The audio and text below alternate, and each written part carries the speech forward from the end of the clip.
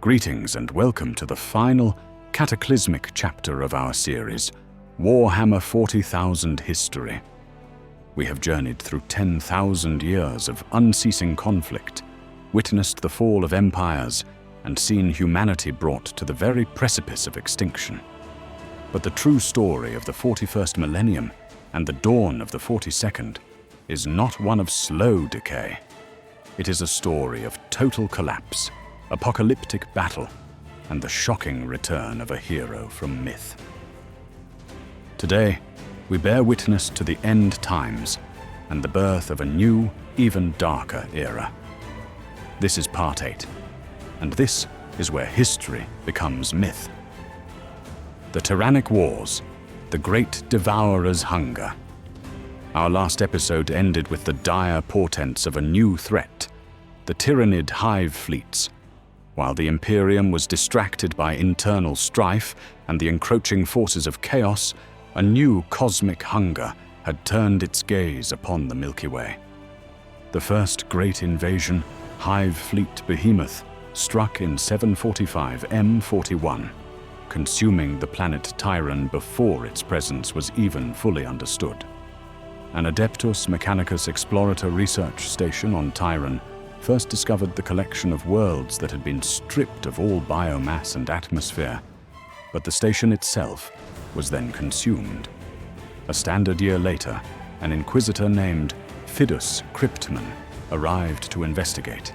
He found a data codex hidden deep within the planet's crust that allowed him to identify the Hive fleet's patterns. However, his predictions came too late. The Hive fleet's shadow in the warp phenomenon silenced all psychic communication, blinding the Imperium and leaving planets helpless against the coming doom. The relentless tide of bioforms cut a path through the realm of Ultramar, laying waste to worlds until it was met at the Ultramarines' home world of Macragge. It was here, during the Battle of Macragge, that Chapter Master Manius Calgar and his entire fleet, aided by the Imperial Navy's Battlefleet Baka, sacrificed their entire veteran First Company in a last stand to destroy the Hive fleet completely. But Behemoth was only the beginning. The next wave, Hive Fleet Kraken, struck in 993, M41. This time, the Tyranids didn't attack in one mass, but splintered into countless smaller fleets, each one designed to devour entire star systems before reinforcements could arrive. The brunt of this assault fell on the Space Marine chapter's scythes of the Emperor and Lamenters, as well as the Asuriani of Craft World Iyanden, all of whom suffered devastating losses. Lieutenant Kagi of the Last Chance's Penal Regiment famously noted that the Astra Militarum lost over 1 million men at the Imperial Hive world of Ichar IV. The Kraken was crippled, but not destroyed. Its splinter fleets left to fester like a cancer upon the galaxy. Yet even as the Kraken was being fought, a new and far larger threat emerged.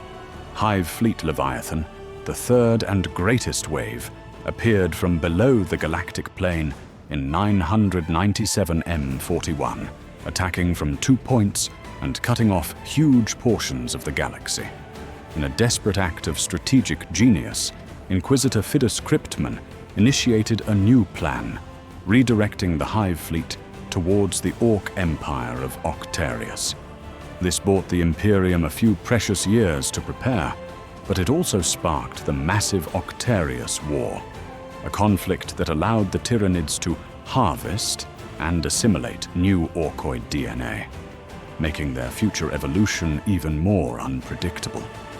The fall of Cadia and the 13th Black Crusade. For 10,000 years, the fortress world of Cadia had stood as the unyielding bulwark against the Eye of Terror, repelling 12 Black Crusades. But in 995, IM41, the War Master of Chaos, Abaddon the Despoiler, returned with a force so vast it dwarfed every incursion before it.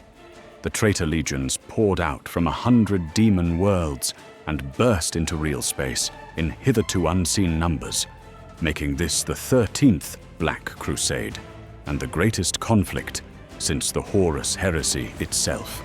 Despite the heroic efforts of the Imperium's greatest defenders, including the Lord Castellan Ursarkar E. Creed and the living Saint Celestine, Cadia was doomed. After the initial assault was repelled, Abaddon returned with an even larger force.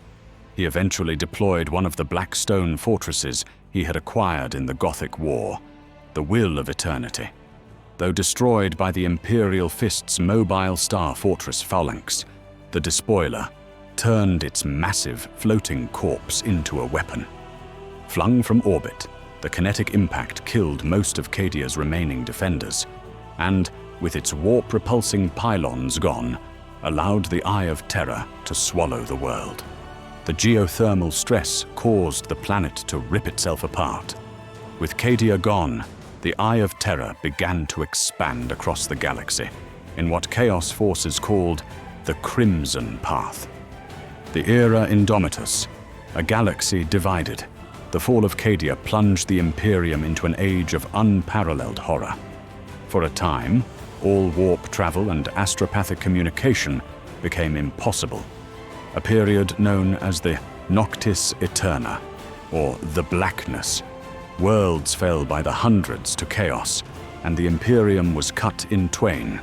The side where the Emperor's divine light, the Astronomicon, could still be detected, became the Imperium Sanctus. On the far side of the wound in reality, lost in shadow, was the Imperium Nihilus. This new, terrifying reality, defined by the colossal wound known as the Great Rift, or Cicatrix Maledictum, marked the beginning of the Era Indomitus.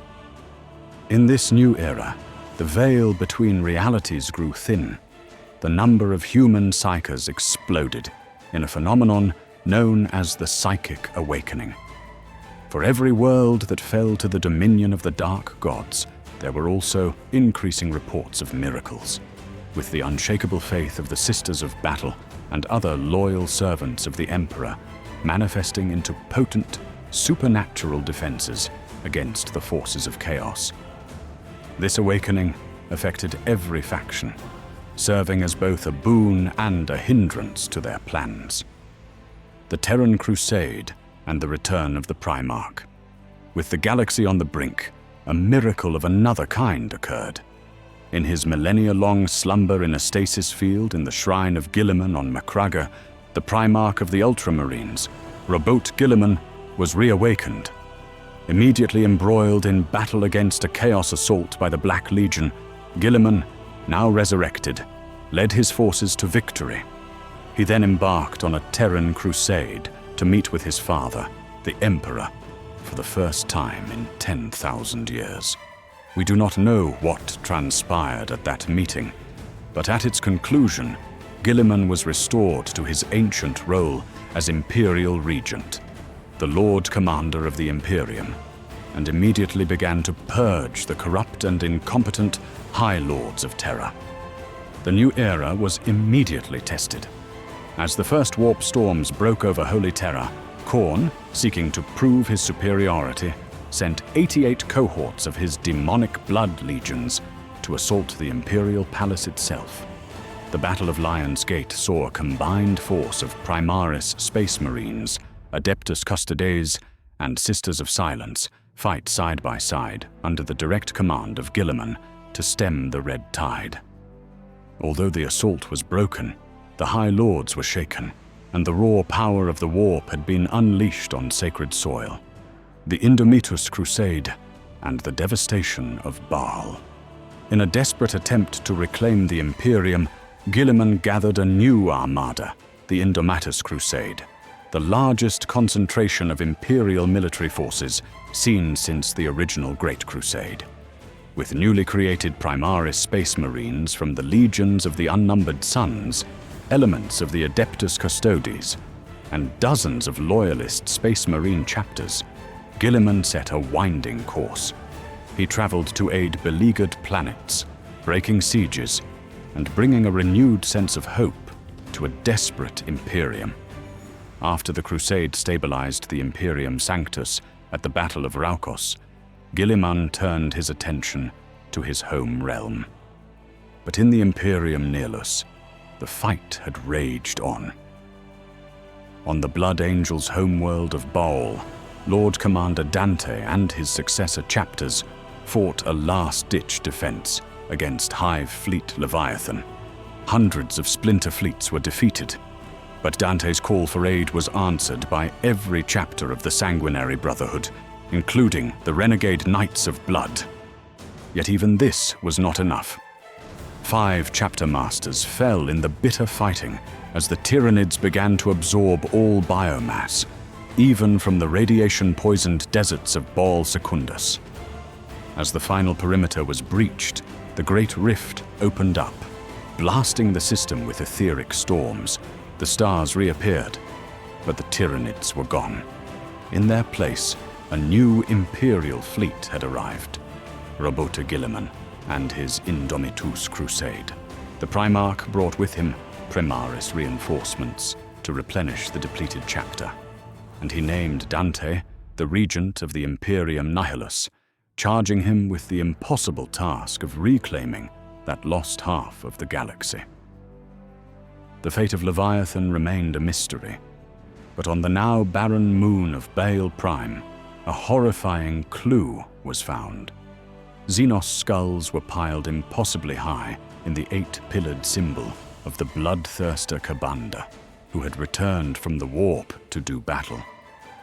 The new wars of the 42nd millennium.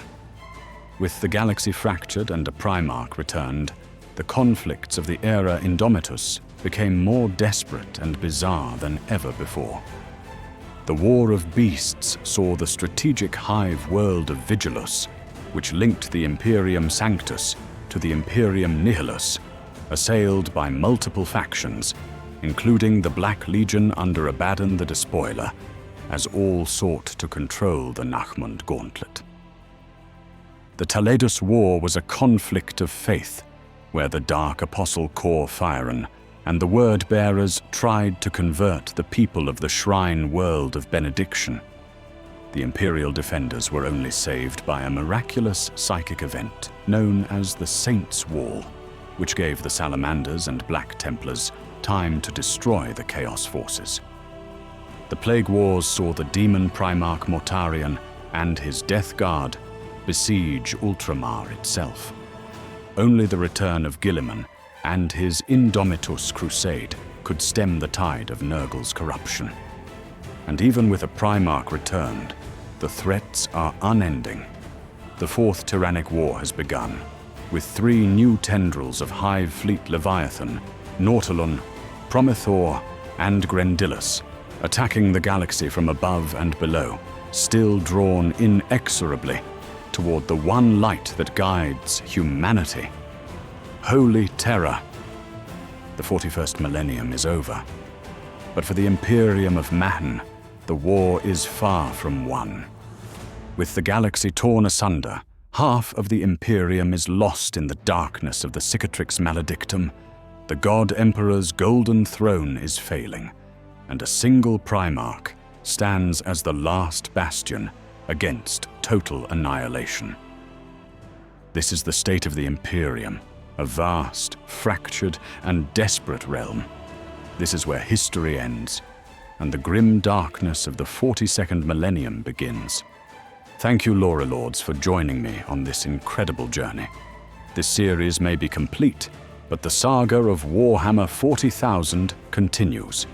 If you want more epic stories, hit that like button, and be sure to subscribe to the channel so you don't miss what's next.